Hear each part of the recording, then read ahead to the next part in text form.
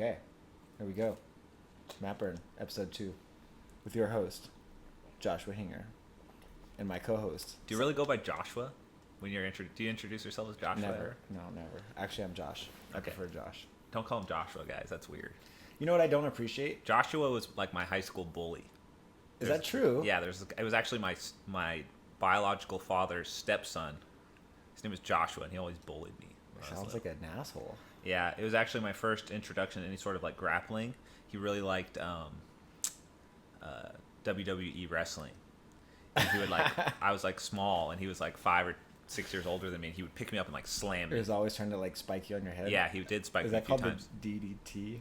Yeah, he'd DDT me on the futons in Hawaii. What's the one, the Boston Crab, when you put them on their belly? Yep. You bend them backwards? You can do that in jiu-jitsu. It's legal because you can go for ankle locks and then Boston crab them from the ankle lock. But you can't turn into the foot that you're holding. You got to turn. Yeah, you have to strategically Boston crab them to the right, the proper side, so you don't get DQ'd by IBJJF refs.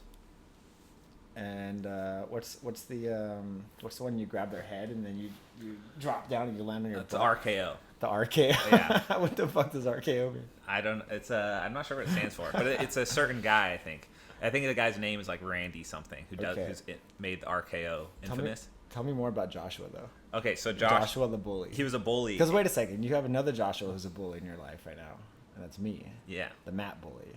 You like to call yourself that, but I think I bully. You remember when our bullying came to a head that one day? You made the announcement publicly that I'm your Matt bully. Yeah, but I just say that to just like throw you a bone. Like, guys, pay attention to Josh. You're trying to make me feel better. Okay. Like Josh knows. Hey, like, look at you being patronizing again. Every episode, it seems like you decide to be a little bit patronizing. Well, you asked. I didn't want to ruin the illusion, but then you asked. Okay. I was just gonna let you believe that I actually think you're my Matt bully. Okay, but I don't feel bullied. So by you. when did the Matt bullying come to climax? That's an interesting word to use, but was it the day that you and Andy were in the same group and you tried to fuck me up and you couldn't? No, that was not the day. Oh, that was a different day. That was when I saw you being a Matt bully to other people. I was not being a bully. Andy was bullying me. And you got but did you remember what you said though? I don't want to put you on blast, but you can say what you. We don't want to talk about this. You can say what you say. I was having a bad day. Everyone has bad days. And I said some really mean things to everyone. But it wasn't that bad. It wasn't that bad. You said mean. You brought him into the group and he just plays guard.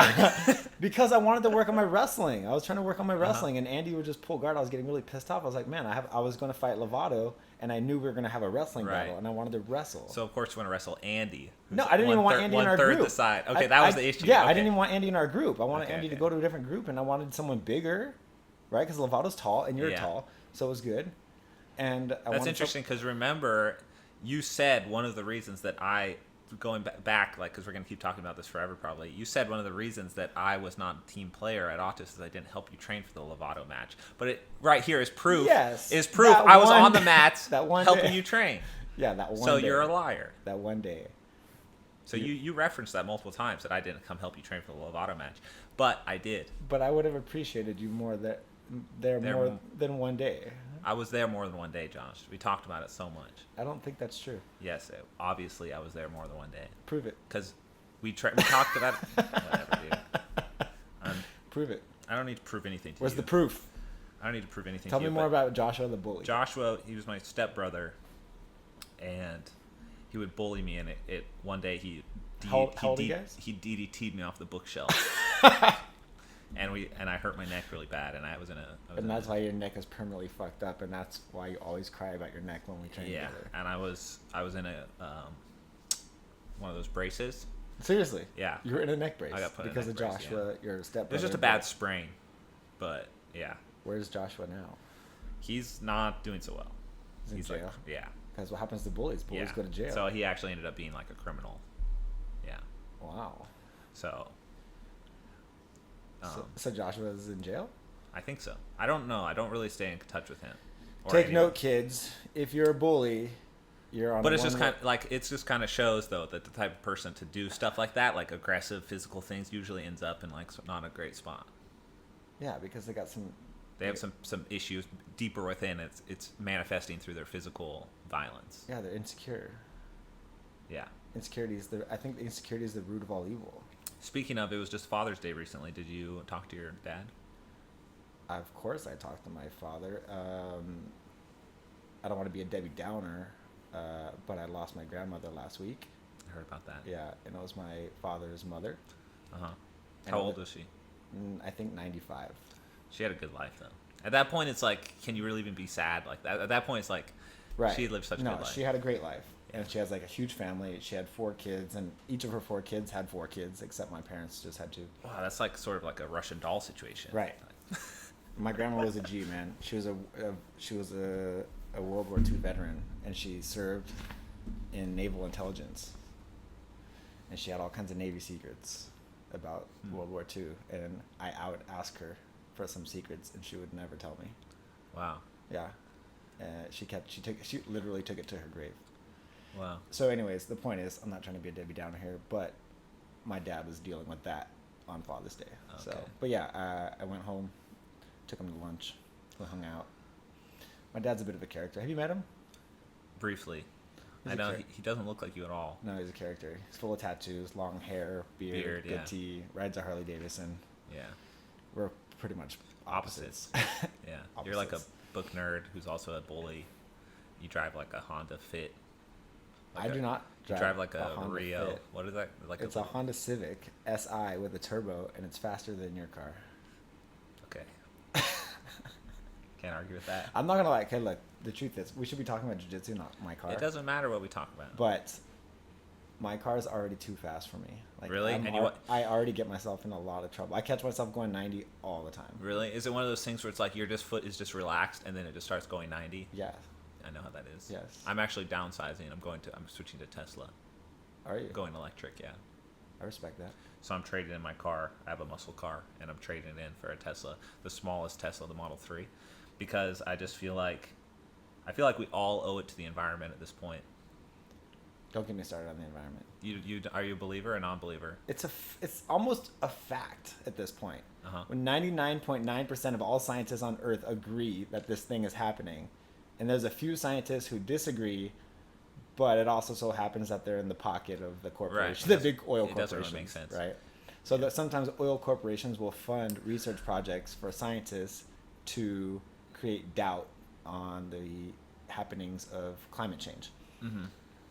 But science is all about. Look, here's the thing about. Have you science. ever heard like the I don't know the term for it, but like the random dudes that you talk to about this, their little reasons for it not being true? It's crazy. Like the stuff they say. It's crazy. Yeah. Like we've already been like the temperature has gone through this cycle. Earth cycles. Yeah, it's Earth cycles. But they never mention like, listen, that's like over the course of millions of years. Yeah, but this has happened in the last like 100 years. The scientists dig out ice cores out of the Earth, and they have evidence about the Earth's cycles, and they're saying what's happening right now is not cyclical; it's entirely too fast. Yeah, it's happening way too fast. The climate change is happening. So there was another thing recently that it was an article that NASA posted. Actually, they were talking about how there's actually been more snowfall in Antarctica this year than any other year prior for like the last 200 years or something.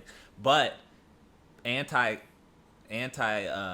climate change people are like saying, see, there's so much more ice, like there's more snow than ever, but really all that's happening is because the temperature is rising, it's creating more humidity in the air, so fresh snow is falling, but the overall ice of Antarctica is like just that's diminishing. Why it cannot be. That's why to call it global warming is inaccurate. It's not about global warming, although the ocean is warming.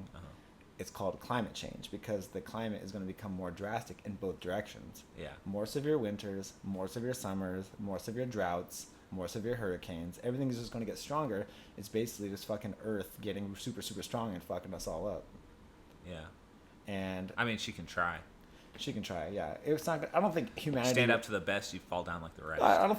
In my opinion, we're humanity. Gonna fuck this Earth up if she tries anything. Humanity won't end, but there will probably be some like massive migrations and death. That's the problem. Like in India right now is going through some seriously. It's hot as fuck. It's like getting hot, and they're like, I don't think a lot of these countries realize what's going to happen when these people need to find a new home. So elderly people are going to die more sooner, right? They can't deal with extreme temperatures, and resources are going to become more scarce. Food is going to be more difficult to grow. Yeah. Although we are genetically modifying food to be more resistant to fucked up weather. Okay, but that's also bad. Anyways, I wanted to bring this point up really quick. Because science... But I want to say something first before we get into this. I just want to say I'm doing my part, and I'm switching to an electric vehicle, and I'm also installing solar on my home. Good. So I will be off the grid, kind of, except for water. Are you recycling your cans? I recycle everything, including my own feces. I'm just kidding. Composting. The funny thing is, I actually do compost, and I know you're not allowed to put feces in compost. Why not? Because it has bad bacteria. But I mean, isn't it natural? It has bad bacteria. Bad? Yeah. Why? Because it's the bacteria that your body's expelling because it doesn't want it. But it doesn't fertilize anything? No, because think about it. If your body's expelling this... Okay, what about animals' feces? Also bad? Depends. Doesn't make sense. No, it depends. They use cow manure. I don't buy it. They use cow manure for fertilizer, yes. Yeah. Anyways, but think about human feces. Our body pushes this shit, literally pushes this shit, pushes this shit. Stop being a child. Pushes the shit out of our body. So that means our body doesn't want this stuff. And so why would we put it into our food that we're going to try to eat again because our body doesn't want it? I mean, isn't it just like... I wanted to go back to the climate change deniers. Okay. Yeah, climate change deniers. Science is like jujitsu. Okay. Okay. You with me, Sid? I do know jujitsu. Okay. So imagine you come up with a guard, some stupid animal guard, right? Okay. Named after some climate change some guard. stupid animal. And I, as your competitor, will try to come up with something to beat your guard, right? And then you'll come up with something to try to beat my counter to your guard, right? Okay. That's how jiu-jitsu evolves, right? Okay. This is just like, Yeah. where omoplata came from because people kept on popping their head out of triangles or whatever. Science is the same way. If you come up with a study saying one thing, it's my job to try to fuck you up. True. In science. I'm going to try to fuck you up with my science. And I'm going to say, look. That's a really good point that I think a lot of people don't realize. People don't realize scientists That's the whole point. Are competitive with each other. They have to try and contradict each other because that's how you find the truth. And whoever kind of wins the battle. strongest hypothesis, yeah. Right. If you have some evidence and I can disprove, not disprove, but I can. So frustrating. Fail to support your evidence. So the general community, I become famous. Right. The general community is just seeing one side or the other and be like, they can't even agree on it, when really that's just a scientific method. Yeah, and, they have to try. They have to try to. So you kind of just have to trust like the overall. So if you come up with a study that says, okay, the oceans are getting warmer and the ice caps are melting, and I'm gonna be like, oh, I gotta disprove that. Right. You have to find everything wrong with it as you can to try and like find the other side of the story. And that's what's failing to happen is scientists cannot disprove what's happening. I don't like to use the word proof because proof doesn't exist in science. It's about evidence and support. Yeah. Blah blah blah blah blah. Proof is just an easy word to use, but yeah, you cannot prove something in science. You can only fail to disprove it, and they're not. And it just has to be accepted until new evidence is introduced. They are failing to disprove it. They're trying to disprove it, and they're failing. So that's more support for the fact that the climate is changing. Right. I think anyone that does an ounce of research on their own, rather than just listening to like memes and social media to get their information from, will see what is proven or disproven. So I went to graduate school at Indiana University at the School of Public and Environmental Affairs, and they're ranked number 3 in the nation for environmental science research. So I was working with these professors who were experts in this, and they have literally mountains of data, just mountains of it. So why do you still drive a gas car then? It's highly efficient. It's a Honda Civic. It gets like 40 miles a gallon. All I'm saying is if you're not part of the solution, you're part of the problem, Josh. I recycle everything. I even collect bottles and cans in my house in different trash cans, and I take them to the recycling center myself because I want to make sure it gets recycled. Because I don't trust throwing them in the recycling dumpster. That's how much effort I put into it. And I get $20 per bag of, Really? Not per bag, but like if I take 3 bags of plastic bottles, it's like $20. That's pretty good. And it's like the recycling center is right around the corner from my house. Cool. Well, just a friendly reminder for everyone to be environmentally conscious. Yeah, do your part. And now we can move on to jiu-jitsu. I forgot we're even on video. Oh yeah, we're on video as well. Yeah. So this is the new background that we've set up. I have my little control station here. Get these out of the frame. Hey, I just want to say thanks to everyone who sent us messages and gave us. The first one was received so well. Can you stop interrupting me, motherfucker? That's how we do it here. Go ahead. It's almost like we're one person. So it's like when you speak, I instantly can see where you're headed with it. So it's like my brain just jumps in to be like, finish your sentence. Yeah, but it's rude to interrupt. But it's like because we finish each other's. Okay, we're not star-crossed lovers. Okay, we're just buddies. All right, just so we're clear. All right. Anyways, I want to talk more about insecurities. I thought we were thanking the fans. What's that? I thought we were thanking the fans. Well, thank you to the fans for the support. Thank you for all the positive messages. I really warmed my heart. Yeah. And it's nice to have encouragement to do. This is a new venture. They were messaging you. I didn't get any messages. That's because you probably don't look at your messages. Yeah. And I do. I saw the YouTube comments. And I respond to everyone who messages me. Even if it's just a thumbs up, I respond. Really? I try to respond to everyone. Does that like sending a heart? Yes. Okay. Liking the comment is a response. Okay. Right. If someone sends me a DM, I will like it. Yeah. I appreciate the feedback people give. Yeah, me. That's good. Except for the idiots. Just every now and then there's an idiot. You know what I do on Instagram and social media, which I think everyone should incorporate, is like social media is such a toxic place already just because of how it exists. It's fucking true. It's so toxic already. Super toxic. That most of the comments are positive. Like, why is it such a toxic place when most comments are encouraging? Like, anytime someone writes on your stuff, 99% of the time it's a positive thing, right? Yes. Unless you're Dylan Dennis, who's got like more of like a 50-50 positive. Actually, more it's like a 70-30 negative to positive. Yeah, like 80% of his comments. If you want to, if you think you have it bad on Instagram, look at Dylan Dennis's comments. It's insane. Like, there's no way you can read them. No, don't look at the comments he makes. Go to his account and read the comments. That's what I'm saying. On his post. That's what I meant. Yeah. And there's about 1,000 comments usually, and 800 of them are pure hate. It's so bad. It's terrible. Just hate. Yeah, I can't believe it. But anyway, so on my post, like, it's pretty rare to get a negative comment, but every once in a while someone puts a negative comment, right? Says something stupid. Yeah. I run my Instagram page like dictatorship. Like, if you say something bad once, you're exiled forever. I block people constantly. Like, so that my Instagram experience is just entirely positive. Yeah. So anyone that ever writes negative things about me, I instantly just block them. Private profile, I don't care. Block it instantly. There's probably like 40 or 50 people that I've blocked so far, and I never get negative comments. It's a great strategy.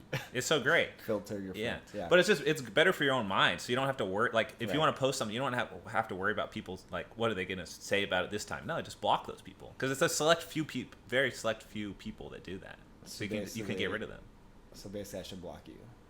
I never comment on your posts. You definitely talk a lot of shit. In person, not on Instagram. Okay. To you. I actually always glorify you on Instagram, as you have seen. Good. Yeah. As you should. Well, I passed your guard. Yep. Wait, what? When? I passed your guard. When? At American Nationals. We watched it on episode 1. Oh, yeah. Everyone saw it. The whole world saw it. That was the only time, too. Never in training. Only 5 people have ever passed your guard in competition. Not 5? That's 6? Generous. 6. Yeah, probably around there. 5 or 6. Yeah. Anyways, I totally had something to say and I forgot. It was the ego or insecurities in jiu-jitsu. Go ahead. Yeah. So look, so this is the problem. People are insecure as fuck, and I feel like the people who hate the most are the most insecure. They're not happy people, right? They see someone doing something that probably they love, right? And they're envious, or they want. Maybe their life just sucks. I don't know. Maybe they're miserable. Maybe they have a miserable life, miserable job, miserable marriage, and they want to drag everyone else down to their level. And it sucks. I try to keep my messages positive always, because insecure people piss me off. Yeah. So I'll block their messages too. If I get a mean message, I'll block them permanently just for sending me messages. So someone made a kind of a dickhead comment on one of my posts like 4 posts ago, and then like I said, I blocked him. Right? I deleted it. I blocked him. Because like my post that I made was totally positive. Like, there was no reason to hate on it. Like, I don't understand where this guy was coming from. So what that guy did, he went on to Reddit. He posted on a Reddit thread. Is this why you hate Reddit?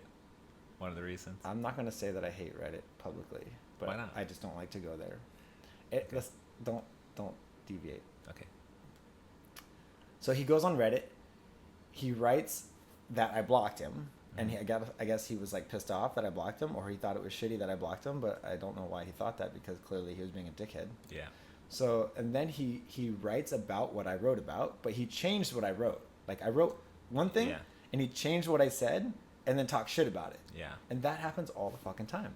Where people take a message, a post that you make, they change what you said, so it's no longer accurate, and then they talk shit about it. So how do you battle with that? How do you deal with that? So I have a great example of this happening to me. Okay. This happened to me on Reddit as well. I've had a Reddit. I'll actually show you guys in a second. I'll find the thread. But basically, a long time ago, I did a seminar in Germany or Denmark or I was going through Europe and on a seminar tour, and I went to the Globetrotters camp that they had. And it was in this, like, I don't know. I don't remember which city it was in. But basically there was like 160 people there, like 200 people there that day. They had done a few seminars that day, and I was like the final seminar of the day, or like something like that.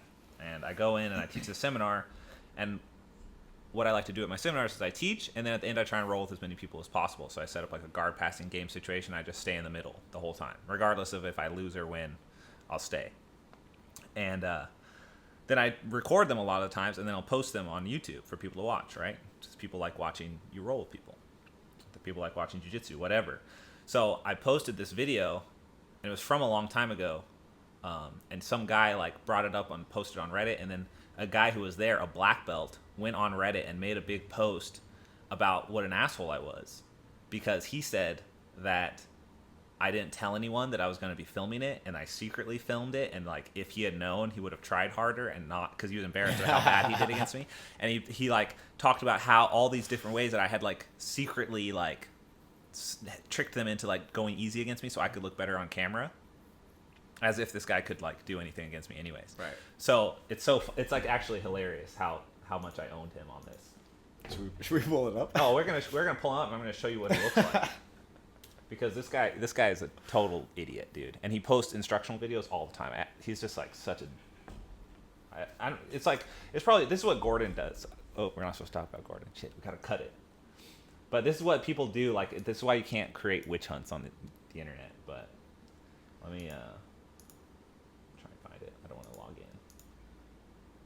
Okay, so while we're talking about insecure people, keep I was going. in Mexico recently, right? Down in the Yucatan. Uh-huh. I have a lot of friends in Yucatan, and it's cheap to fly there. If I cross the border, go to Tijuana, I can catch like $100 flight to Yucatan, hang out. And so anyways, I know some people down there, and so like, you remember like a month ago when someone stuck their finger in my eye? Yes. So not when I got kicked recently, but the time before that I got eye gouged. It happened from this guy. He's a brown belt named Horacio. Okay. And so Horacio trains at this gym, and the gym has a head instructor who's a black belt, and there's owners of the gym, right? And so Horacio wants to bring out Richie Martinez, Boogeyman, 10th Planet, for a seminar, right? Richie's either half Mexican or full Mexican, speaks like perfect Spanish, right? So of course he'll be able to give a great seminar in Mexico. And Horacio, the brown belt, he goes to the owners of the gym and asks for permission to bring Richie out for a seminar. And they say, yeah, of course. Bring him out. It'd be great. And the black belt instructor, his name, Ricardo, I think. Don't quote me on that. He got upset that they bypassed him. That Horacio went straight to the owners of the gym and didn't ask permission. So he got really angry and he quit. And he left. He quit his job. Doesn't want to teach there anymore, and he left and went to a different gym completely. And I just thought to myself, that's kind of crazy. Why would you get upset about that? Like, Richie's a really great competitor. He has like super cool jiu-jitsu. It's very unique, Mm-hmm. I trained with this guy before, and I know that Richie definitely has a lot of jiu-jitsu that he could show these guys. And so, and it's like, he doesn't have to do anything. Like, he's not the owner of the gym. He's the head instructor, or he's being paid to teach there. And the owners are going to pay to bring out a high-level competitor. And he got upset about that, and he quit. Yeah. And I don't understand it. Why? They're giving you a gift. Maybe they're bringing you a really good black belt competitor who's like, good at jiu-jitsu. Yeah, I mean, we see this happen over and over again with people who are thrust into positions of authority when they're not emotionally or mentally ready to be in that position. And I think the stresses of like thinking that they are the top dog in this gym because they're the black belt leading the class, it like gets to their head and they get stressed out about it. And if anything threatens this position of authority that they found themselves in, like serendipitously, because clearly these people didn't like get there through like amazing leadership, they find themselves there and they're kind of like, oh shit, I'm here. I have this social status, and like anything could threaten it at any moment. And anything that threatens me, I have to like react like that, how they do. Quit and run away? Well, not even quit, but just like people deal with things very differently. Some people quit and run away. Some people fight back in the moment or say horrible, mean things, like what happened to you in Mexico. Like, people just react in different ways. These insecure people. It's clearly insecurity, right? Right. He's insecure. Yeah. Yeah. But it you can look at it's like a man. It's an opportunity. It's an opportunity to learn. It's an opportunity to improve. It's an opportunity to train with another black belt that you probably never get to train with. It's like such a positive thing that they're doing for you, and because they didn't ask his permission, he got upset and left. And I think that's fucking crazy. Where did you hear about this? My friends in Yucatan told me. They told you? Yeah. Wait, where's Yucatan? Is that a lot? It's Cancun. Cancun. It's the peninsula. Like, so Mexico kind of goes down and makes like a little hook into the Gulf. So the peninsula kind of points towards Cuba, and Cancun is on the end of that peninsula, and that whole state. Yucatan is a state of Mexico. Anyways, I just thought it was crazy, and I just don't understand why there's so many insecure people. Oh, there it is. Like, dude, we've all lost, right? We all lose in training. We all lose in competition. Like, no one has perfect jiu-jitsu. No one's immune from losing. No one is undefeated. Literally, no one on this planet is undefeated in jiu-jitsu. Yeah. Except Hickson. Allegedly. I'm just kidding. I keep falling off the beanbag. Hickson has been defeated. Has he? I don't know. Yeah, who knows what's up with that? I don't know, but you're fucking with him. I mean, Kron's really good. If that's any indication No, of how it good has Hickson was. nothing to do with Can if you they're good or not. Can They're you imagine good. if Kron? He's amazing. Yeah. He was ADCC champion. Yeah. He was 77, good. right? Yeah. Yeah. 2013. So check this out. Another insecurity, and someone talking about you publicly changing what actually happened. Right. So on Reddit here, Everyone can see your whole screen. yeah, they can see what's going on. So this person made a post here, and I'll try and make it so you guys can see what this exactly is. So basically, it says. So he left a comment on someone else's post about me. Someone made a post about me. Right. He left a comment, and he said, "I'm just going to bring the mic up so they can hear." Keenan comes to teach a seminar on the afternoon of day 4 of the Globetrotters BJJ camp, 9 a.m. to 7 p.m., full days of training and rolling. We do the seminar, and afterwards he says he'll roll with the black belts, but no one is allowed to film. So he abuses all of us, and obviously no one is going competition hard with him because no one wants to be like the guy who double-legged Hoffa at his own seminar who injures him before a comp. Then he gets home, puts it on YouTube with a title like taps 10 black belts back-to-back. Big achievement. I hope he was proud. I think he posts here occasionally. Next time, tell people what you're planning. That's what he said. So he was surprised that you were planning on submitting them while you guys were training? Like, that was his big surprise. Next time, let us know that you're gonna fuck us up. Right. So basically, the way he framed it was like I snuck in like after everyone's tired from a big camp. Although what's hilarious about this is I did 11 seminars in 11 days, rolling at every single one for 11 days straight, and this was the last one. So like I had been training probably harder than anyone in this thing. Right. So I made this post back here. Like I found all this evidence proving everything in his statement wrong, and like making sure everyone knew that literally every single thing he said was a lie. So he said no one was allowed to film, and this is the only problem because I can't actually read. But when you say no one can film, no, I didn't say that. Well, First of all, I didn't. You probably meant the techniques when you're teaching the techniques, right? Yeah. Like you're not trying to like have people record the techniques and then repost them. I get it. Like I think if someone wanted to, we're getting old. So if someone wanted to record you guys training, I would imagine you wouldn't have a problem with that. Yeah. So actually, at my seminars, anyone that's come to my seminar, I always say it's totally fine to record me rolling. You can even post it if you submit me or something. I even say that. I've only been submitted like 2 or 3 times at seminars, but I mean, I don't care if someone taps me. Blue belt, I got submitted at a 10th Planet seminar, I think. I got calf sliced by a 10th Planet guy. By blue belt. He was a black belt. And then I got armbarred by a blue belt a long time ago, and then maybe one other time. But anyway, so I saw the comment, and I set about clearing my name. So this was the username, and he made a post about me. That's what he posted. Oh, it's Henry Atkins. No. Yeah. No, it's not. Invisible Jiu-Jitsu. I know, that'd be hilarious, but it's not. It's Henry's. What if he made this post ego? after we talked about him last time on it's the his thing? online alter ego. No, so this is how I deal with people who talk shit about me on the internet. I try and, other than the time that I showed up at Sanji's house. Do you remember that? I do. Yeah. That was super good. I'm going to have Shanji. I messaged him to have him as a guest. So I responded to that comment we just looked at, and I told him, like, can I zoom in here too? Hey, Is that you down at the bottom? Oh, no. This is him responding, and I was Okay. like, I responded to the thing because I do post here, and I was like, dude, it's a short clip. First of all, there's no plan. There's a short clip of the entire rolling session where I did roll with every person who wanted to roll, probably 40 plus people. I rolled the black belts first because they deserve to go first. The problem with letting the black belts, this is like cut out, but the problem with letting the black belts roll last is they're like rested after I rolled for an hour, so that's when they go hard. They want to be the first. What did I say? They want to all be respectful when we're both fresh, but when I'm tired, they like to go hard as F, which is true. Like if a black belt waits till the end of a seminar, they're always going to go hard because like that's their chance, which is fine, no big deal. But I look, basically you defended yourself. I defended myself. I told them that I was on an 11-day tour. I taught 11 seminars in 11 days. I rolled with over 700 people in those 11 days in 7 different countries, which is true. I love how you put buddy at the end. Buddy, and yeah. then at the beginning of his response, he put, "Hey, buddy." And then so here, he said, I'm Hey, buddy. I'm not misleading everyone. You didn't say we could film the rolling. I definitely didn't see anyone filming it, and you definitely didn't say you were filming it for YouTube. If you don't think that's a dick move, that's fine. So anyways, I go and I look at the actual video, and he says no one was allowed to film, and no one was filming. He didn't see anyone filming. Not only was the person I had filming, or I asked someone to film, but there's 3 other people recording in the screenshots.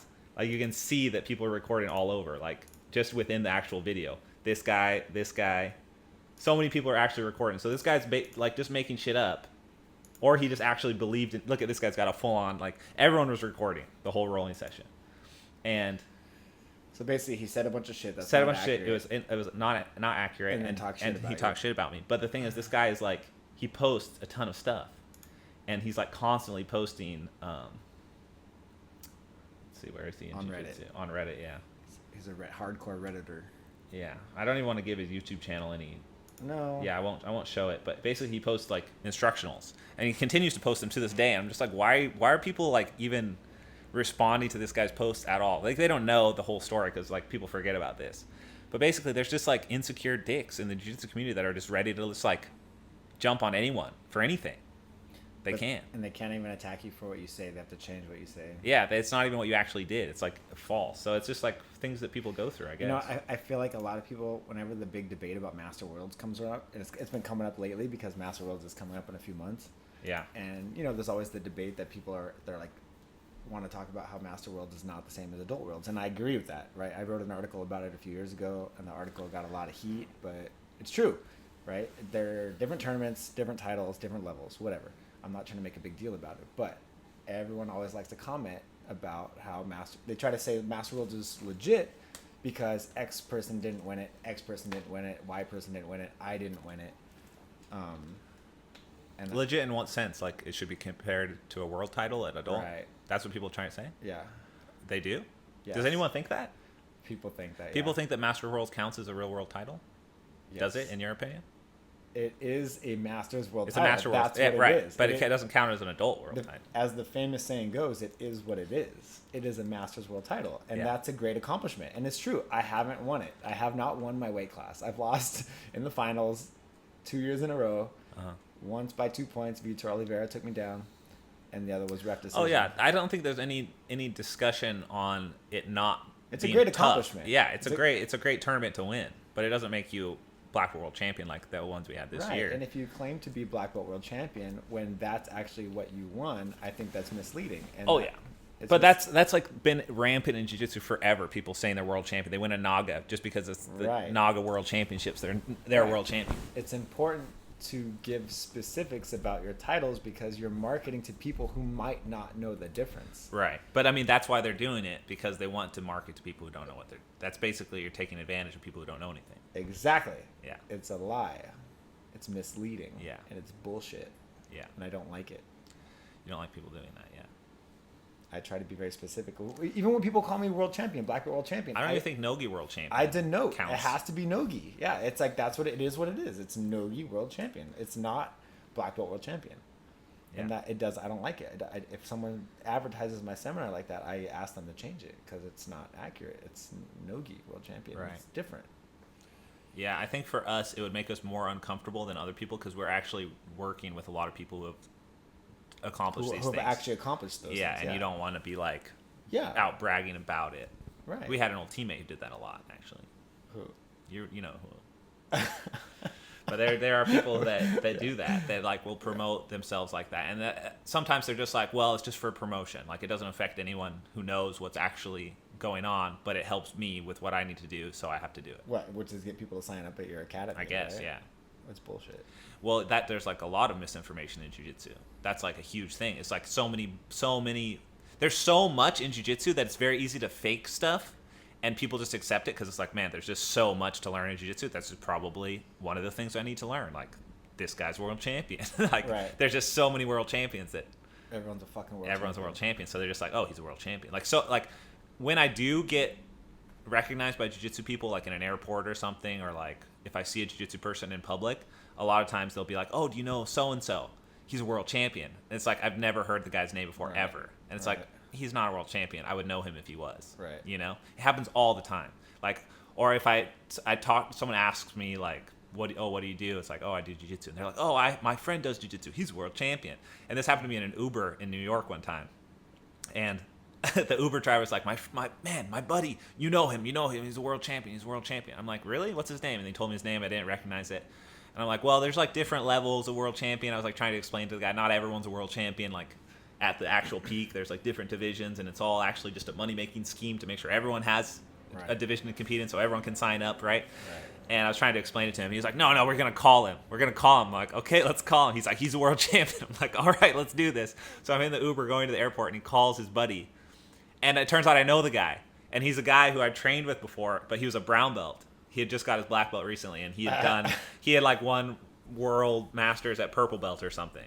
But I mean, a lot of that could have just been the guy misunderstanding, not knowing. I doubt the guy's walking around telling him he's a world champion. Right. But it's just difficult for people to differentiate what is what in jiu-jitsu. If you're not submerged in the industry. For people that don't know, the titles that actually count as world championships, in my opinion, are the IBJJF Adult World Championships. That means from ages 20 to 30. If you're older than that, you can still do it and compete and win, which a lot of people have. You didn't win the IBJJF. But I'm just saying I'm over 30, but I can still sign up. But like Andre Homolo, Lucas Lepre, all these guys are over 30. You're talking about Guy. Technically, yeah. Over 30, technically, you can win the adult world champion by entering the right division. Right. So ADCC as well, all ADCC divisions. If ADCC is attached to it and they won, unless it's the trials, there's ADCC trials and there's ADCC the actual championship. The ADCC actual championship is basically the no-gi version of the IBJJF World Championship. Right. Separate organization, similar if not greater notoriety and. Right, and if you win the trials, you're just a regional champion. Yeah, you're just a champion of that region, and then you get an invitation. Yeah, right. It's not the same. And you get to go to the ADCC World Championships, which is where only once every 2 those years. are the only tournaments where you're guaranteed to be competing against other professionals. That's the difference. Yes. Anything except those 2 tournaments, there's no guarantee that you will be competing against professionals. A hobbyist could enter. Anyone can enter. Anyone can sign up. So anyone can sign up. But at the Worlds and at the ADCC, that is where you'll be facing actual high-level professional athletes. Anything else, Naga, Grappler's Quest, whatever, it's not a world title. Right. Because it's basically just an expert division. Like, anyone can sign up that's been training for over 5 years. Right, and that's not to take away from other invitationals, right? Kasai is legit, right? But you're not a world champion. You're the Kasai champion, right, and that's cool. And that has its own notoriety. And but that's another example of like EBI is also cool. So what's interesting about super fights too is super fights are going in a sort of cheapened direction as well, because the super fight events are realizing that they can't make money off of having 2 high-level guys fight each other all the time, because a lot of times 2 high-level guys will result in a boring fight. Each other out. So now what's happening is like up-and-coming guys are getting more shots at these super fight shows against the high-level guys. So you see way more mismatches. Way more mismatches to create excitement.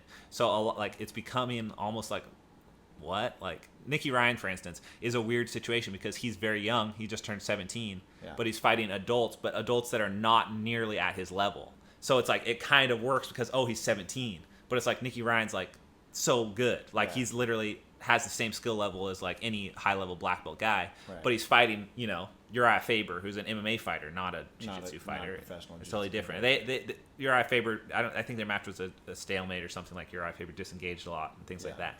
But like Nicky Ryan fighting those guys, it's not exactly a fair fight for them because Nicky's so good, but it kind of is because he's young, right? But in a lot of other situations, that doesn't happen. It's just like some really high level guy versus a not high level guy. What is Uriah's specialty? Uriah's specialty is wrestling punching your face. The MMA, yeah. Right, that's what he does. He used to train a lot of jiu-jitsu, but the jiu-jitsu culture, the jiu-jitsu competition scene now is so much more advanced than it was even 5 years ago. I don't remember Uriah even ever trying to submit anyone in his fights. That was never the plan. He just wanted to drop bombs on people. Take them down, control them, drop bombs. Like, that's what he's good at. He's not good at submitting people.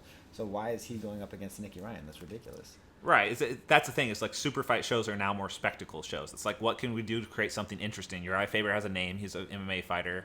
Nicky Ryan is the up-and-coming kid who's really good. Yeah. Let's put them together. It's like perfect. It's a perfect recipe for showmanship, right?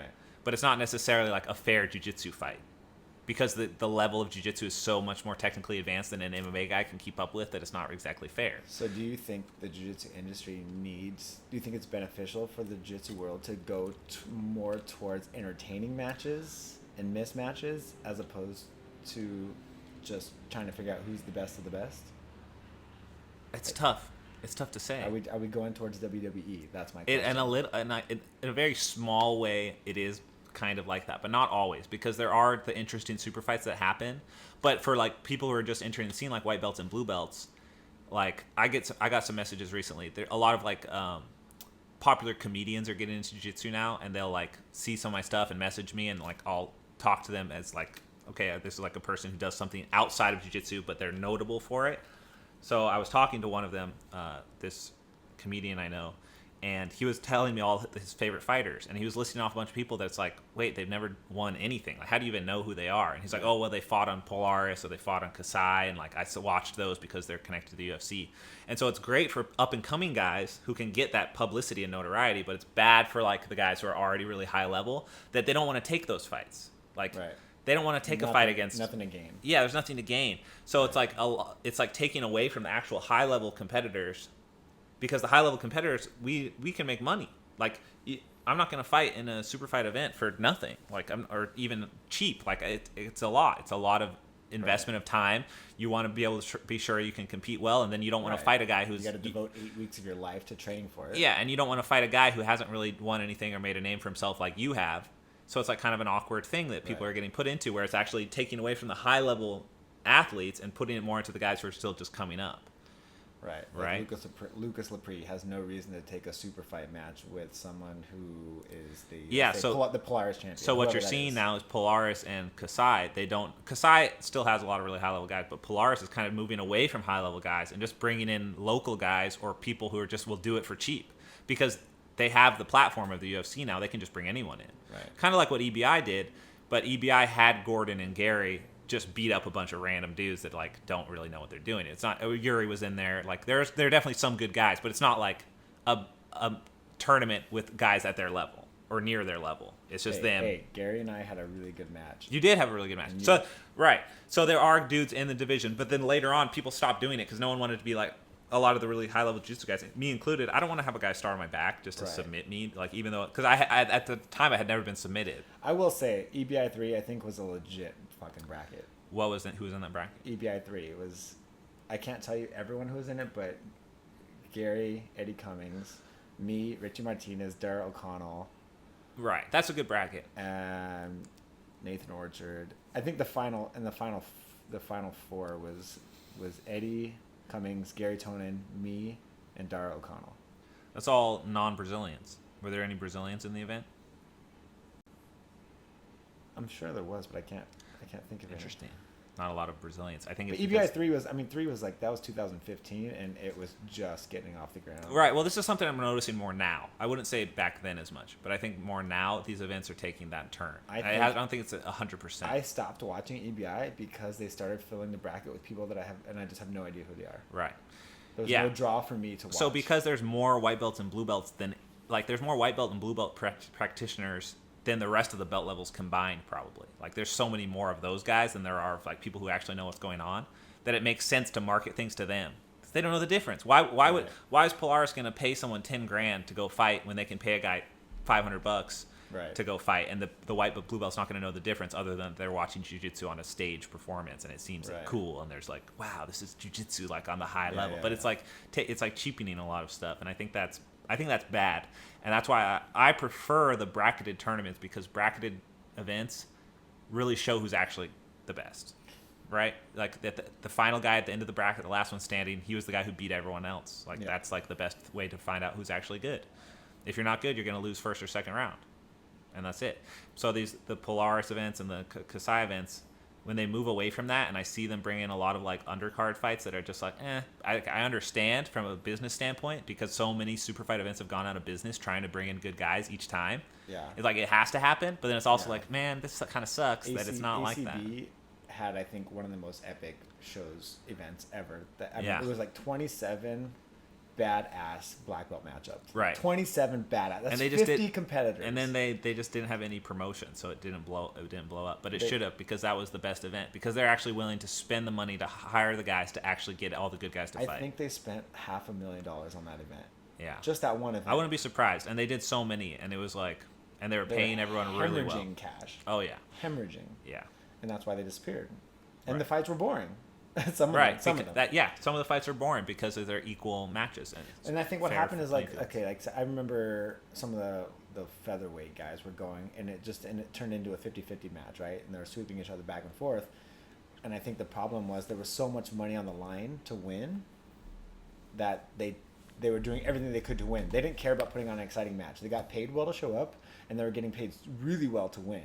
Like it's probably $5,000-$10,000 more if you win. Yeah. So they don't care if they're being exciting, right? They're trying to get a $20,000 paycheck. So if they're boring and they just win by 50-50 sweeps, that's fine for them because that money. These are estimated numbers, guys. We don't know the actual. Yeah, I don't actually know what they got paid, but I know. But it was significant amount of money. It wasn't like $2,000 or $3,000. It was I think when there's a lot of money on the line to win, I think competitors are less likely to have exciting matches. They're less likely to take risks. Yep. They're less likely to go for submissions. They're going to try to get 2 points and win. It's just because they want the money. Yeah, jiu-jitsu and super fights, it's just like such a technical sport that it's very difficult for it to be spectator friendly because when it really comes down to the true technique, it's very subtle. It's a game of inches at that point. It's very rarely a game of actual explosive dynamic movements. It's like all decided in like who gets that one grip to get the one sweep. So then there's Fight to Win who kind of changed it up a bit, and they were like, look, we're just going to award competitors who go for it, right? If basically whoever goes for the most amount of submission attempts, like really dangerous, like close submission attempts, that's the person who will win at the end if there's no submission. But look what happens. Everyone is super confused about Fight to Win decisions. Everyone has their own opinion about who was the more aggressor or who had the closest submissions. Like literally every Fight to Win match that comes to a decision, I'm confused by it. And a lot of people are confused by it because it's unclear. It's very biased, right? Everyone has their opinion. Everyone wants their friend to win, of course, but awarding people based on going for it doesn't really there's work. Just no right rule set because then people say, oh, that's why submission only is the best way. But it's like, have you seen submission only matches? They can go for hours. Right. They're not exciting. Right. It's only exciting if it's a mismatch. And then if it is a mismatch, it's even more boring because the guy who realizes he's instantly realizes he's outclassed. He can turtle and just defend as long as he possibly can. Right. And then he's not doing jiu-jitsu. He's just trying to not get submitted. Right. And that's boring too. And that's the problem with EBI. Yeah. That was the problem with EBI because so I remember I had a match with one of the guys, and I'm not going to name the name, but I felt I dominated the regulation, right? Dominated it. But he was so good at defending everything that we went into overtime. And then he had an equal chance to finish me, right? He got the start on my back, and I had to escape, and that kind of sucks. Like, he would have never, ever taken my back. Right. Never. Completely That's dominated. why I didn't like that rule set, and I didn't really want to do it because and it's that's why I never did it again. Yeah. Also because I went all the way to the finals, and I got paid $0. Right. So like I had 4 tough matches with black belts, good black belts. I think some people would try and argue and be like, oh, well, if you're really a good finisher, you would be able to finish these guys even if they're just trying to not get submitted. But that's not always the case, man. Yeah, that's not true. Like, you can roll with someone that you're much better than, and if their only goal is just to not get submitted, it makes it much more difficult. Do you remember when Izaki fought with Homolo at Pans a long time ago, and he beat Homolo? I didn't see it, no. So he beat Homolo at Pans, and basically something happened. Homolo hurt his arm on a takedown scramble, and Izaki was up by 2 points, right? And basically he kept those 2 points. Homolo his arm got fixed. Like, I don't know what happened. It popped in, popped out, and then Izaki ran away from him for the rest of the round, and then won. And he ended up going to the finals, and I think fighting Altavia that year in the finals. And Homolo was really pissed off because They said, man, this guy just ran away from me the whole time. Apparently, that's what a lot of people I saw were saying. That's what happened with JT and Izaki too, that fight. Or it was just like a 50, Izaki got 2 and then just ran. put him in 50-50 and just like didn't let him score again. Right. So yeah, no rule set is perfect. It's really hard. It's more about, that's why it's cool to see that like fighters like that don't get that much notoriety. Like it doesn't wow people. So no one goes and like is like, wow, that guy was so impressive. If you do something different and you try and be exciting, a lot of times that's more valuable than actually fighting just to win. Like for instance, my match with Marigali. Like I fought that match to win. Like I wasn't just trying to go for submission, trying to push the pace and being like, fuck it, I'm just going to try and submit him. Like that would be retarded of me to do if I did that, because it's like I would have a significantly less of a chance of winning in that situation.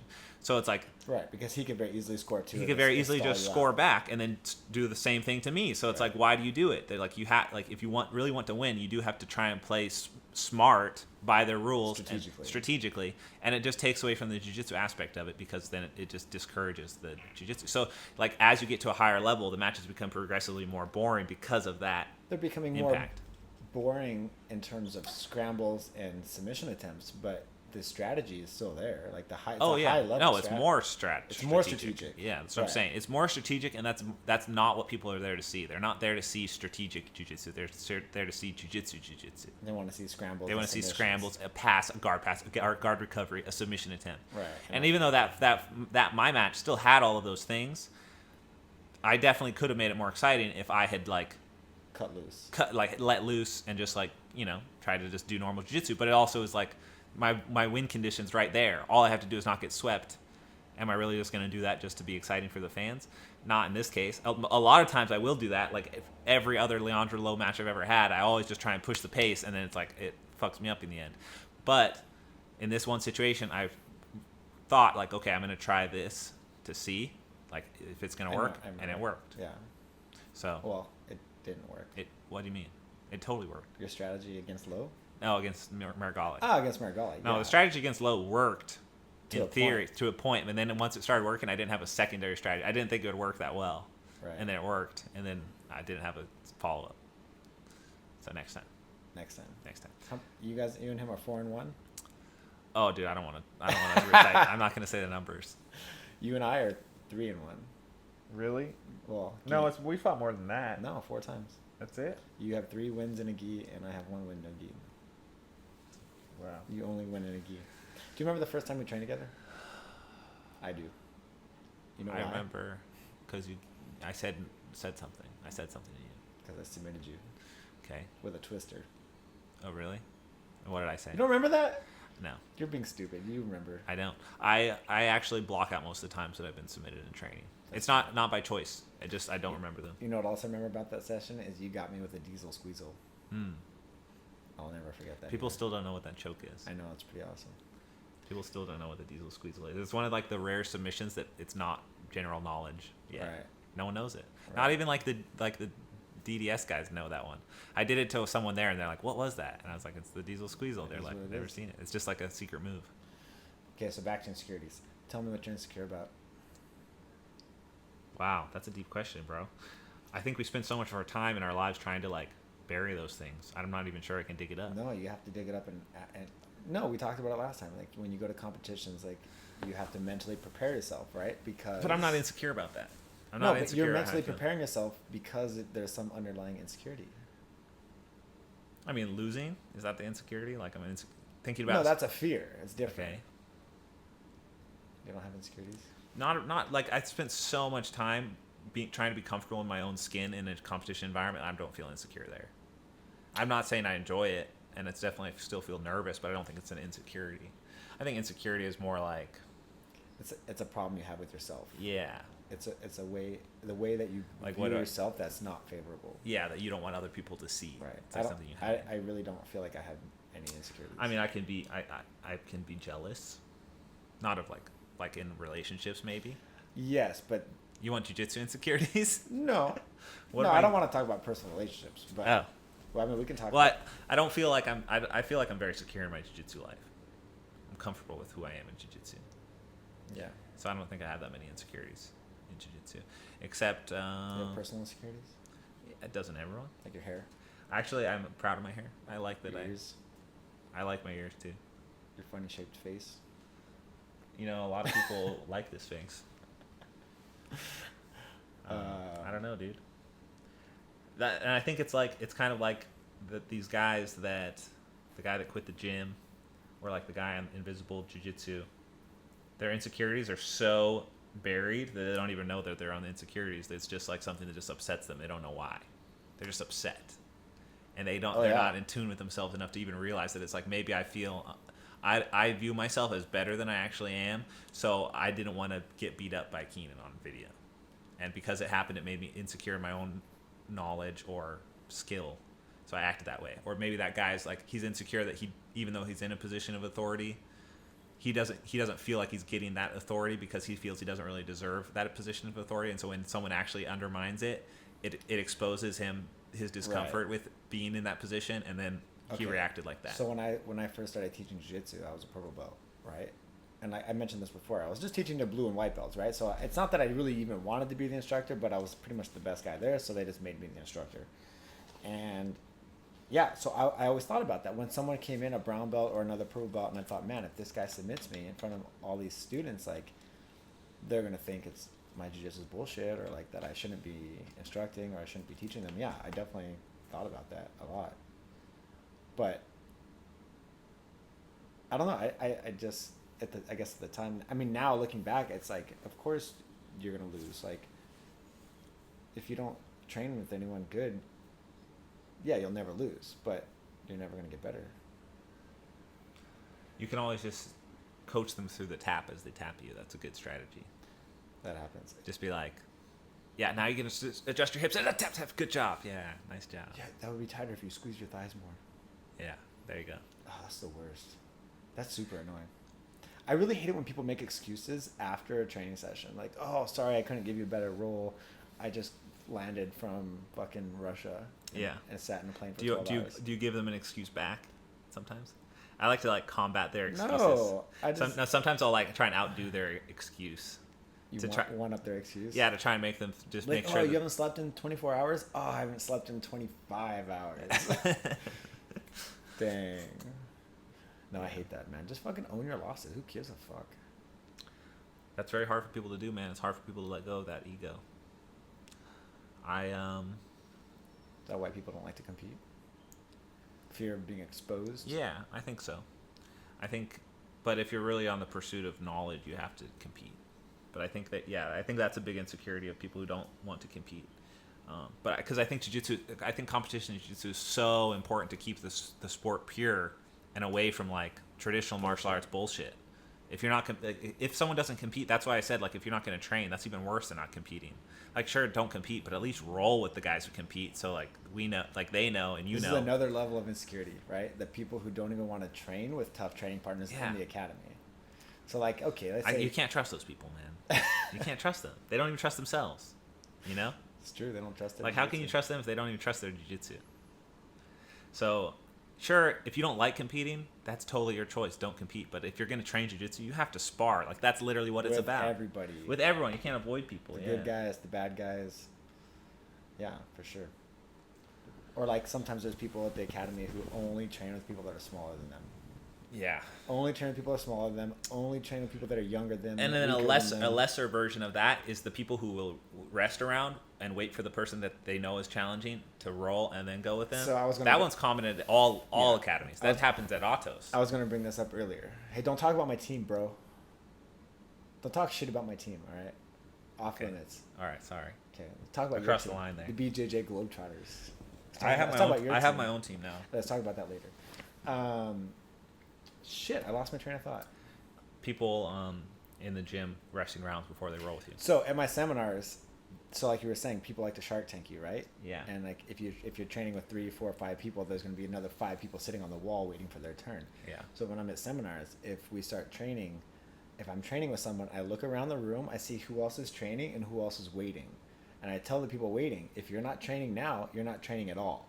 You're going to do every round with me, or you're not doing any rounds with me. Yeah. You know what I mean? So either train with someone right now, even if and for sure they're not going to train hard with their friends. They're going to still save their energy, but fine, whatever. At least do something. Don't sit on the wall, watch me defend myself against someone who's trying to destroy me. Yeah. Right. And then I get really tired, and then sometimes I can't even get a drink of water. Right. Because one guy walks away, and then another guy walks up. He's like, "Oh, can we train?" Yeah. It's like, bro, can I just get a drink of water?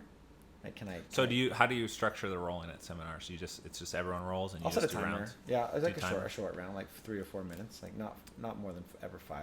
But yeah, and I tell everyone, like, everyone's training, or if you're not training, you're not training. Sit out and don't ask me to train. So I think this is an insecurity of yours. No, it's rude. It's rude because you're insecure about it. I'm not insecure. You're insecure I don't mind losing. because you do, though. Because if you didn't, you wouldn't care if they rolled or not. Right? So, but did you not say the exact same thing earlier? I brought up that in the gym, there are people who make excuses after rolls. There are also people that wait until... Right. And that irritates you. I don't care. You don't care at all. No, I like it. Does it irritate you a little bit? No, I like it. I think it's funny that they do that, but it's like, I think it's a good opportunity for me to like fight against a fresh opponent and do something. I would not say that I feel insecure about it. Now you're insecure. Now you're insecure about your insecurity. We're seeing it live. He's discovering his own insecurity. This is what I was saying earlier about people who don't recognize their insecurities. You're projecting it onto other people. No, I'm not afraid to be submitted. I've been submitted at my seminars. But you get angry. I about just get people annoyed. arresting. I get annoyed because I don't But like. why? Why are you annoyed, Josh? Why? These guys aren't as good as you. I didn't go. Why do you care? I don't want to be Shark Tanked. You're getting paid for it. I'm not. It's a seminar. I got paid to teach. Yeah, that's part of it. It's during seminar time. You rolled. I know. I teach for the whole seminar time. Oh, you rolling is after? Afterwards, All right. It's bonus rounds. It's Okay. bonus time that I give the people. Well, I'm not afraid. I'm not worried about being submitted. I just think it's rude. I don't like it. It just irritates me. Right, but there's so many weird rules, like don't ask the black belt to roll. No, that's stupid. considered rude. This situation, like, oh, don't rest before going with another person. No, it's not that you rest. It's watching someone train for 5 rounds and then coming at them for number 6 when you did 0. Dude, I've had it so bad to the point where, like, because when I do my rolls at seminars, it's a Shark Tank basically. Like, it's a guard passing game, but most of the time people are standing on the wall. People are in the middle rolling, but they'll wait on the wall for me. Right. And then, like, sometimes it takes an hour to get to the last person. Right. And there have been situations where there's a black belt as the last person. Right. And I'm just like, man, Come really? on. Where you been? Where have you been? Why are you sweaty at all? Like, you didn't do anything? And then they don't always go, like, I can tell that they're not always, like, trying to kill me. They're rolling hard, but it's not like they're, like, they don't have that weird, like, they're not trying to be savage, like that tense, like, shaking adrenaline feeling. Yeah. But I look at it like, if you're going to a seminar, it's good training like that. It's good to train with fresh guys. No, I agree. It is good training. It is. Yeah, but I would probably prefer it if everyone was rolling, so it's like it's not as hard for me. But I think people like Invisible Jiu-Jitsu don't realize how hard it is to roll with so many people in a row because of that dynamic. Right. Because no one else is rolling with you. No one else is rolling at the same pace as you. They're just like, right. Yeah. They're trying to kill you. Yeah. Which is why I post those videos, because I feel like they're feats of endurance. I'm like impressed with myself. That's why I post them. I like that I can like roll with that many people. You know, it's interesting to watch. Yeah. Did you see the one where I narrated what I was doing as I was rolling with people? Yes. Did you think that was cool or not? I think it's interesting. Yeah. A lot of people like that. It'd definitely be interesting for someone who's trying to study your style of jiu-jitsu. Yeah. Can you hear me? You're not even wearing the headphones. I can hear you. Oh, okay. Go ahead, say something. Can you hear me? Yeah. Okay. Cool. Good talk. What about people who are always at the gym trying to go after people that are smaller than them? I feel like this happens at every academy. Really? People. I don't really see what happens at the gym very much, because when I'm training, I'm just rolling. Like, I'm not Okay, really like, seeing... for example, am I insecure because I don't want to do every round with Ronaldo, Gustavo, and Lucas? Yes. That makes me insecure. Yeah. That's not insecure. Dude, that's just like, I don't want to get. You're falling apart at the seams over there with insecurities, bro. No, I don't think it's an insecurity. Okay. I think it's just like, I just don't want. I don't want to have an epic battle of a lifetime. That's just okay. Every single day. Yeah, that's not insecure. That's just how you like to train. Sometimes I like it if I'm in a training camp. I think if your body can keep up with those kind of paces, it's always good to roll with the best guys in the room. That's what I always try to do. I don't like rolling with lower belts or smaller people. I like to roll with the best guys all in a row, all of them. Yeah, it's good. And if I lose 4 out of the 5 rounds, so be it. Like within a month of doing that, I'll win 3 out of 5 rounds. And like you'll work towards this it. is like training camp strategy, right? This is what a training camp should be like. Yeah. Well, I try and do that all the time whenever I'm training, but I don't train all the time, or I haven't in the past. But so basically, training camps and seminars should be the same kind of training. I think we owe it to people to roll with everyone at their seminars if you can do it. I definitely never say no to anyone who wants to train at a seminar. But apparently no, like I thought everyone tries to roll with everyone, but apparently that's not very common at all. What I find is after teaching for 3 hours and then there's a bunch of pictures, 90% of the room leaves. Yeah. If anyone stays after and wants to train, so I always what train. I do is I roll for the last hour. So I give that time to rolling. You teach for 2 hours? Teach for 2 hours because I feel like at that point you've given them enough information that people they're going to start losing the ability to retain it. So if there's 50 people and you have 1 hour to train, what are you going to do? I do this how I set it up. I put them all on the wall. I put like 8 groups down so people can keep rolling as I'm rolling. And then we do first to score or submit. And then with black belts I go to submission. With everyone else I just go to points. So I'll sweep them, and I basically say like, yeah, I'll be able to roll for a little bit with all of you if we do it like this. So some rounds I'll sweep a guy in like 30 seconds. That's just how it goes. Other rounds I'll go with a black belt for 8 minutes because I can't submit it. But so it's just by chance that someone might not get to train with you. I know I'll recognize if we've gone already, and I'll be like, we rolled already. Go to the next guy. Okay. We haven't rolled yet. Let's go. So it's like eventually you get to everyone. So you make an active effort to pass along people that you already went with. Oh yeah, you can't roll with me twice. Okay, I like that. Yeah, no, I've been organizing it for a while, so now it's very good. And now what I do now also is I say make sure you have your phones with you when you're about to roll with me. And so they come down, we shake hands, take the pick, and then we roll. Come down, take the pick. That's it's actually really good. I like that. Yeah, so it eliminates the whole line at the end of it. Yeah. Which most of you don't know this, but like if you're teaching jiu-jitsu seminars, it's the worst thing after you just get done teaching.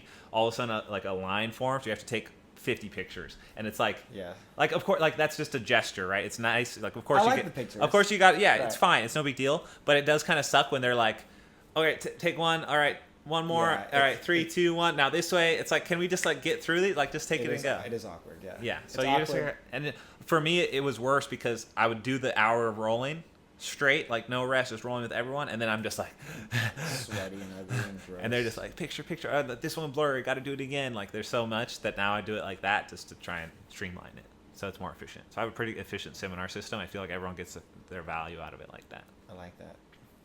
Yeah. Good idea. Yeah. Which brings me to another thing. I saw one of the questions people wanted to know how jiu-jitsu athletes make money if you don't own a gym. Yeah.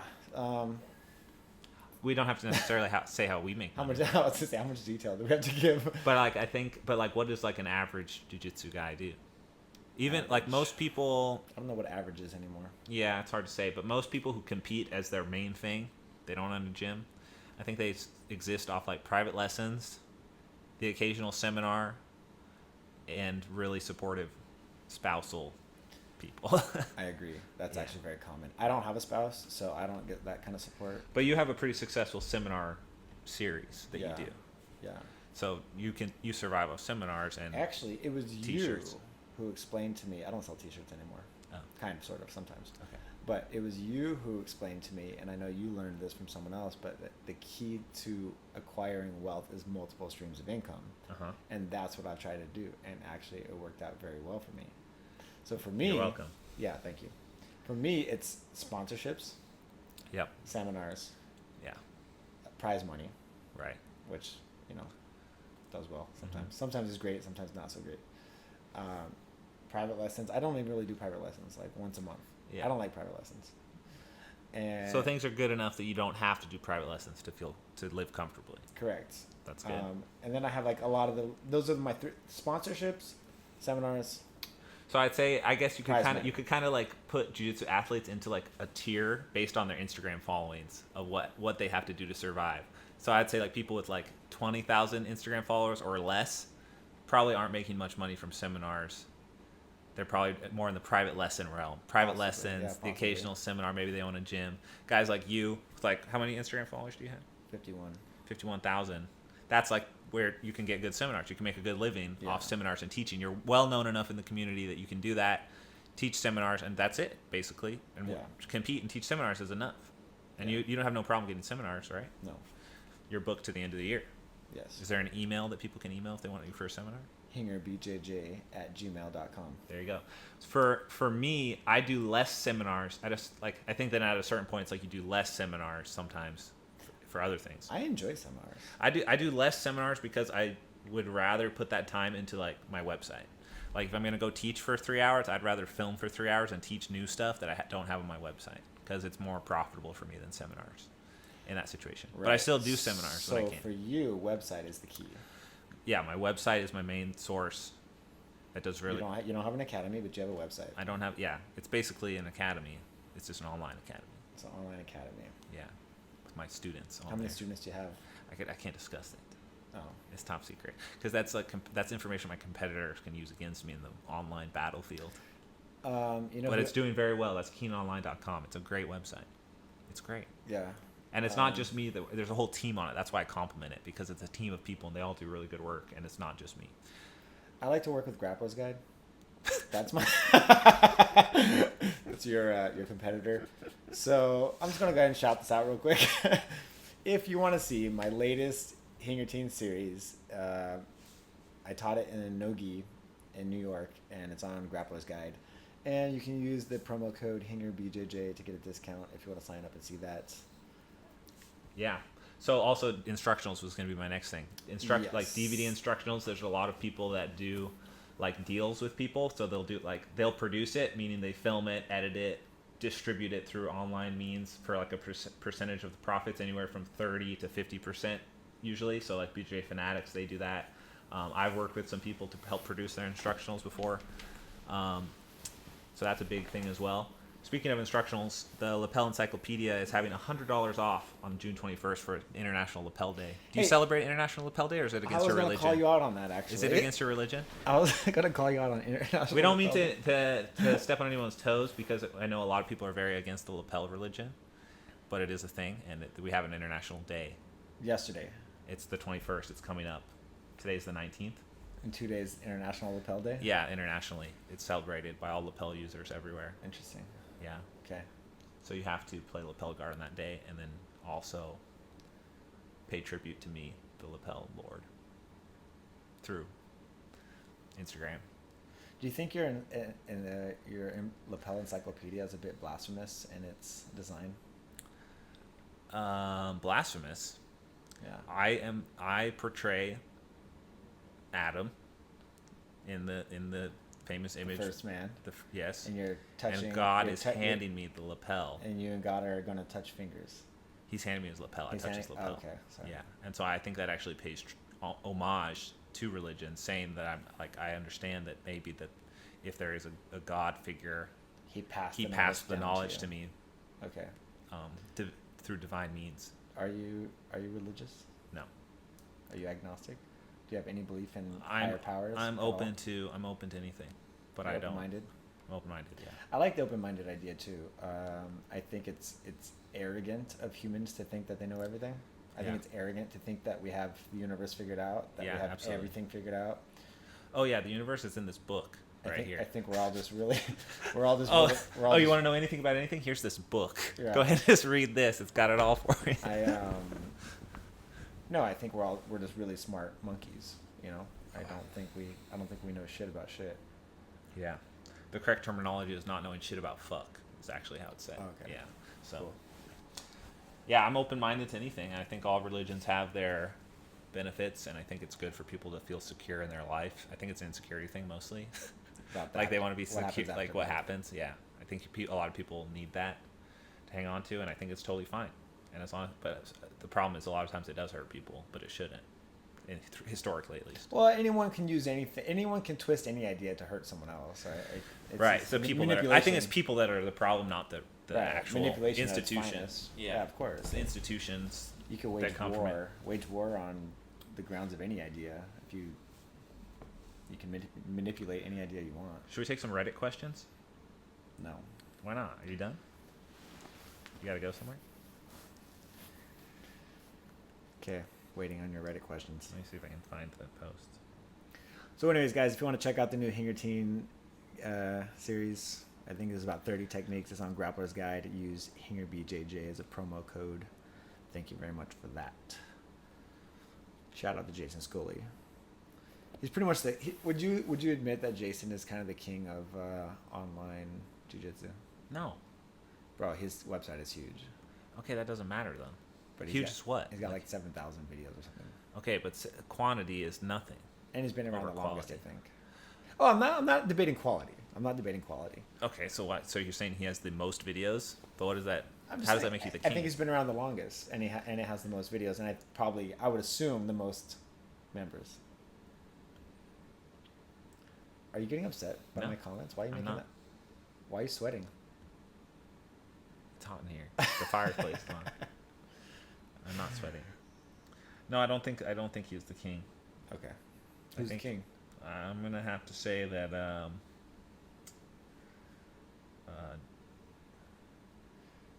there's no ahead. king. I did King not. is dead. I did not expect that from you. The I king- expected some really cheesy self-promotion. The king is dead. Let's go, bro. Get on that. I actually just started scrolling Reddit, like, just for fun. I just forgot what I was looking for. I mean, we don't have to get into that for now. I think we covered a lot today. But what we could do is prime ourselves for next time. No, wait. What do we got for time?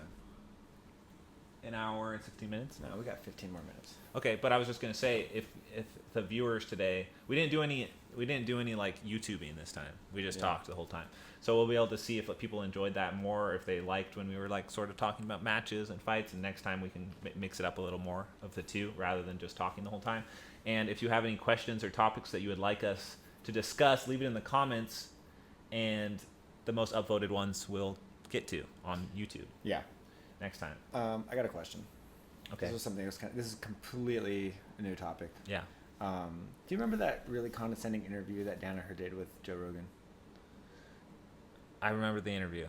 And remember he asked Joe about the 4 pillars of jiu-jitsu Okay. or something like this. I didn't watch the whole thing. You didn't watch it? Yeah. I just watched this segment. But I was curious, he went through these pillars of jiu-jitsu. What are the 4 pillars? I don't even remember. Because I thought it was so stupid. But I was wondering, what is this based off of? Like, what textbook is he, drawing I think, from? well, jiu-jitsu... If Okay. it's his opinion, it's his opinion. I'm okay with that. But Yeah. But he was correcting Joe, right? As if he knew. Oh, like Joe should know already? Right. Well, he was correct. Joe was giving answers, and Danaher was correcting him. And I was trying to understand where Danaher Right. where he's drawing his information. Because he was speaking as if it was common knowledge. Factual. As As if it was factual from a textbook. And that's what I was unclear about. Because you understand why jiu-jitsu is a martial art. It's an art, right? Yeah. And all art is subjective. You cannot tell someone they're doing their art wrong. Yeah. Right? You can take your clay, mold it however the fuck you want, and I cannot tell you that you're doing it wrong. It's your art. Yeah. You're expressing yourself. Yeah, and if it works for you, it works for you. Right, and that's why jiu-jitsu is a martial art.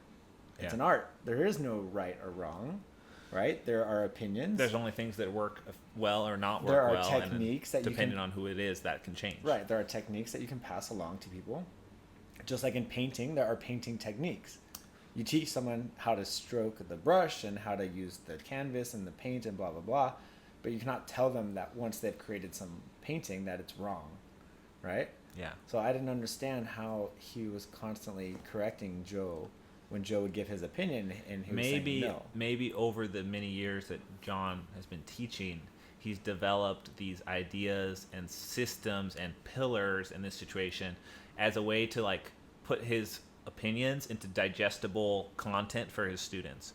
And so he's been referencing the pillars for years, whatever they may be, and that's just his way of getting a concept across and referring it to it as the pillars, kind of like I refer to things as the layers of like Right. layers of guard. Right. Like that's not in a textbook, it's something I Right, came it's up your with. opinion. Yeah, but it's like I would say it's a concept that hasn't been articulated before, and it would be nice if everyone referred to it like that because it's just a common thing that people don't talk about. So yeah, you could call the layers of guard in the jiu-jitsu textbook. It's right after the chapter where we talk about the pillars of guard. But even textbooks are not considered factual, I guess. Like they have an author, right? And the authors are usually credible people, like scholars. Right. You are a credible source of jiu-jitsu. Danaher, of course, is a credible source of jiu-jitsu.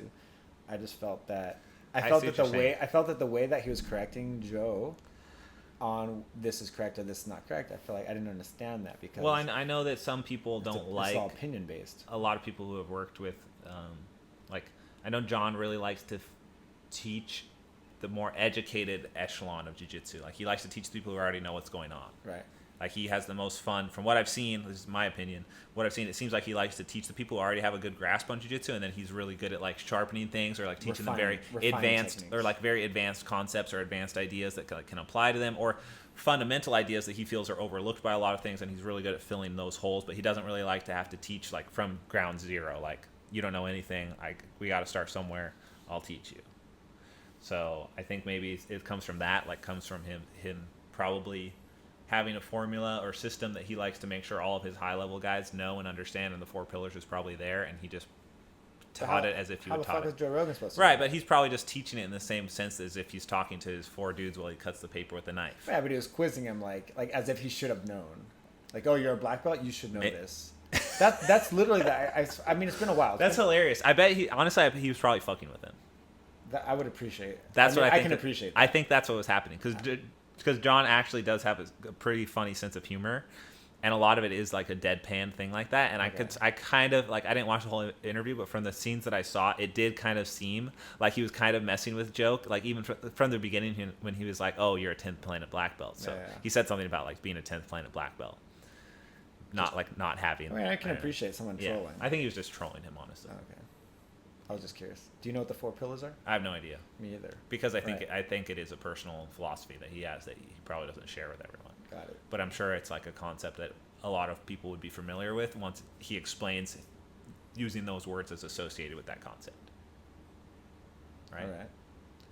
Or maybe was he talking about the 4 pillars of jiu-jitsu, like talking about his whole like the leverage? Like he's like, you have a wedge, you have a lever, you have a fulcrum. Maybe those were the 4 pillars he was talking about? I don't know. I don't think so, no. But it's all right. It's been a while since I've watched it. I was pondering that because, Yeah, who knows, man. I like to preach about how jiu-jitsu is not right or wrong ever. It's just there are things that are effective. There are things that are not effective. I had some people get mad at me the other day on Reddit as well because that's where I do most of my interneting. People get mad on Reddit a lot, huh? Yeah, it's like, well, forum, just any sort of forum. It's a public forum. Yeah. Like people get to voice their opinions. That's what it's for. And if your opinion is unpopular, it gets downvoted. If it's popular, it gets upvoted. It doesn't necessarily mean it's right or wrong, but it's just like the more popular opinions float to the top and vice versa. But people were mad at me for saying that. Someone said, have you heard of... Look, I'm looking right there at the forum on the screen, and the general discussion topic is, I hope this black belt has his black belt fed to him through his ass.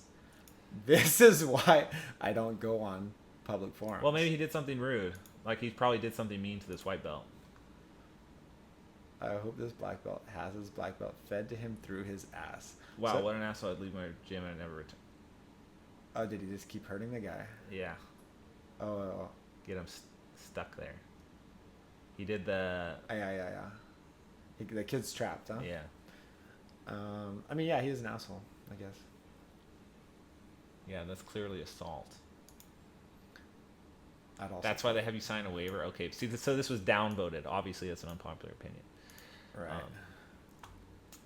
Anyways, yeah, I mean that this is there are some like lame. I'm not hating on Reddit. I don't hate it. I like jiu-jitsu to have community. Yeah. Right. Because that's good for the sport. It's good for everything. It's good for people to connect through something that they love. I'm not trying to say anything bad about that. I don't know. I feel like there's a lot going on. Are you insecure about people voicing their opinion about you in a negative light? No, it happens all the time. I'm pretty accustomed to it. Yeah. But you just don't like to see it. I have pretty strong opinions. Well, what am I going to do? You can't change anyone's opinion. Like, I'm not going to go in there and argue. You can downvote it. You got on there and you argued with that guy that talked shit about you. Oh, yeah. I've done that many times, and it literally goes nowhere. You never win. It's just... I won. It's a time suck. Oh, no, I won that one.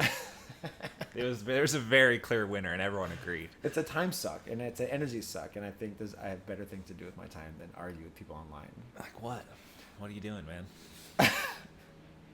drinking. Tell me about your team. What?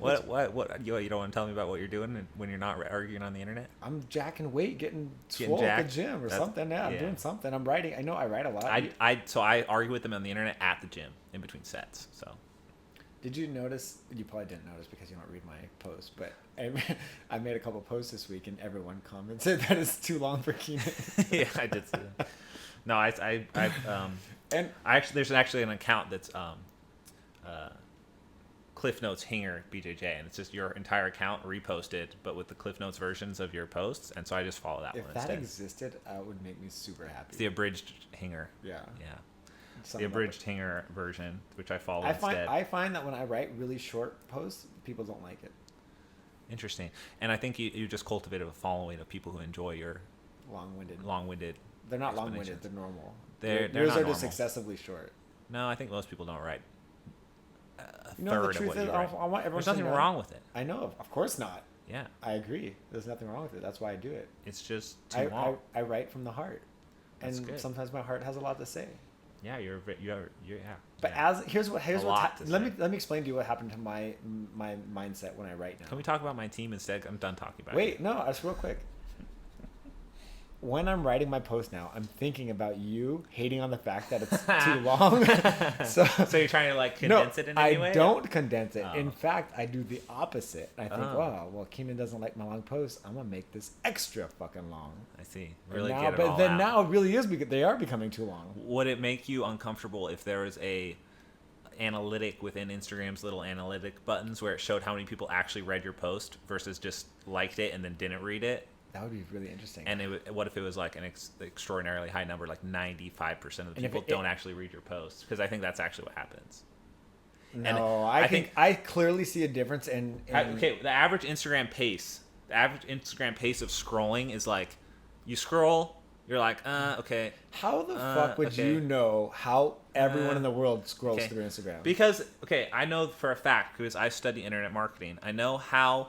You know how quickly all humans scroll. No, I'm not finished. Okay. I'm not talking about scrolling anymore. I'm talking about it is very difficult when you're dealing with the internet to get people to press more buttons on your stuff. So if you have a multiple page, like if you have to say buy now, and then it's like they have to go to fill out a form, and then it's like complete order, and it's like they're like again, and then it's another page, and it's like, click these terms and conditions. It's like every time that you go deeper into like a process, it's harder and harder to get people to stay there, and you lose more and more people because of distractions, whatever. Short attention span. So just the fact that your posts have a see more button, where it's just like you start off with your thesis statement of each post, and then you click, and then for them to continue reading, continuing to read it, they have to press see more. Just the fact that they have to press see more probably cuts your viewership of the actual post at least by 30%. So you're saying I have to keep you're saying it's ideal to keep an Instagram post within 2 lines if you can get the point across. 2 lines of text? I'm saying if you want people to read that's what it shows. 2 lines of text, and then it goes to see more. Well, I mean, maybe if your hook's really good, you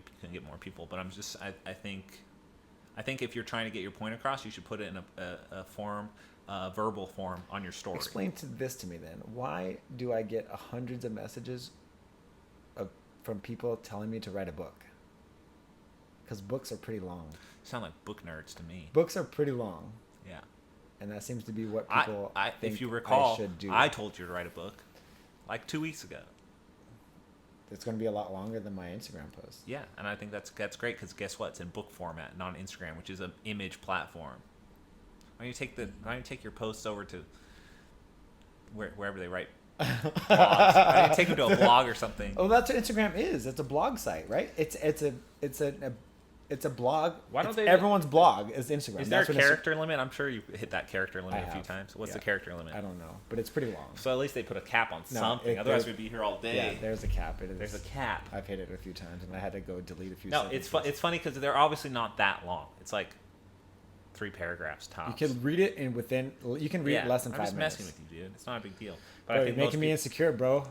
We've exposed a lot of your insecurities. I think we made a lot of progress today, Josh. This has been a I'll be sending the copy of the tape to your psychiatrist. We're in contact. We discussed your mental state often, and I think you're making great progress. So are we gonna try to do episodes weekly or bi-weekly? Usually schedules are really good. I'm not good with schedules. I know. That's the because difference you between hate- me and you schedules. You hate structure and authority. Yeah, but I can. I mean, if I'm in town, I could gladly do it, and I would be happy to attend to your. I mean, you're gonna do your own thing in your own space too, I assume.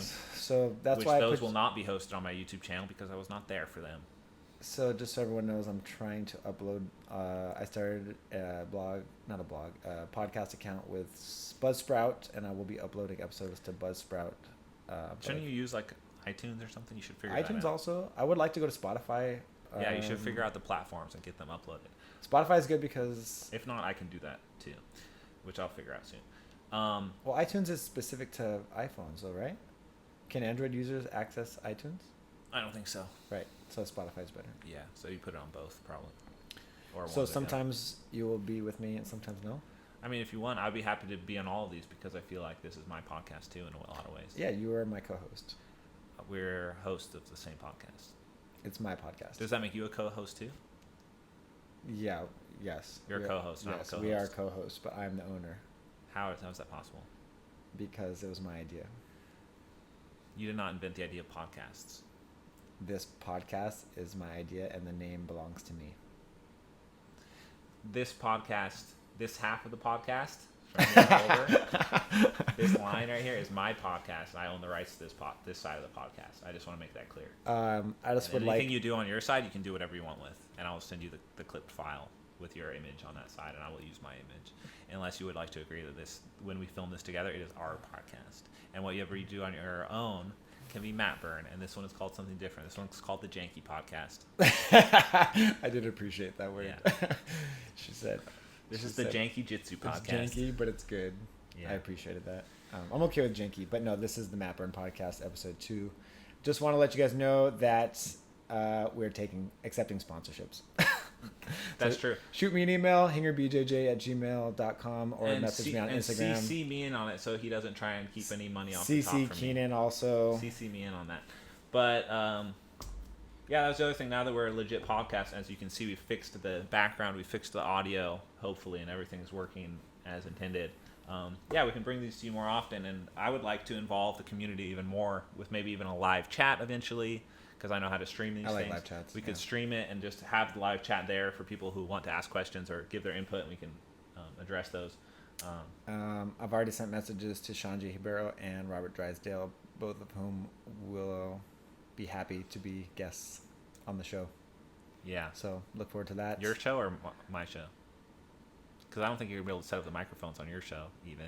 I have it's called Mauer Show. It's my Mauer. and our. Gotcha. Mauer Show. Yeah. Would you like to say any closing messages to our friends? Spread some positivity. No, I just want to remind everyone that I know the Lapel Encyclopedia. Please speak into the microphone. Yeah, I know That's that. why I'm the host. Thank you. The Lapel Encyclopedia is going on sale on June 21st. You can find that at lapelguard.com. It is International Lapel Day. So if you have been interested in learning the lapel system and maybe have been holding off until there was a sale, this is the first sale, and there won't be another one probably until Black Friday. It's $100 off, so it is only you can find the information on the website lapelguard.com. And don't forget to follow me and Josh on social media. My social media is at Keenan Cornelius. You can't miss me. I'm the only person with that name. And then Josh's is Hinger BJJ, at Hinger BJJ. I just want to say I'm happy that you pronounced my name correctly, because one time you told everyone that it's Hinger, like injure. Yeah, and it sticks. And it's not. And people still think Well, that. phonetically, if you look at it, that's what it looks like. It's singer with an H. It's Hinger, like singer. So phonetically, no. Phonetically, it doesn't even reference the way that it's spelled. You know, you're right, but it honestly doesn't matter because I said it and people agreed with it. So Guys, be aware of misinformation on the internet. It's a huge problem. It's a huge problem. misinformation is huge. It's in huge. jiu-jitsu as well. And I am guilty of misinforming people of your name. But I am also unapologetic. At least you owned it. I respect that. Thank you. That will be all for us, right? Guys, stay positive. Train hard. Don't be a bitch. Choose tough rounds in the training room. Don't be afraid to get submitted. Yeah, at the end of the day, what does it even matter, right? I mean, if you're agnostic or otherwise, you don't know if any of this is even, like, is this even for anything? Why are we even here? You know? So don't Okay. even stress about Okay, Elon Musk. don't even stress about your training performances, just trying to enjoy the process and enjoy the people. And remember that we do this for the culture, and we decide the culture. We all like jiu-jitsu culture. That's why we train. So don't make that culture suck with sucky attitudes, because the culture that we all love is a culmination of all of your training, basically, and how you act on the training mats generates the culture. So conduct yourselves in a way that would attract more people to jiu-jitsu and not less people. Us. That's a good one. Okay. Wanna Thanks, go out everyone. on that. Yeah. Have a good night. Goodbye. Later.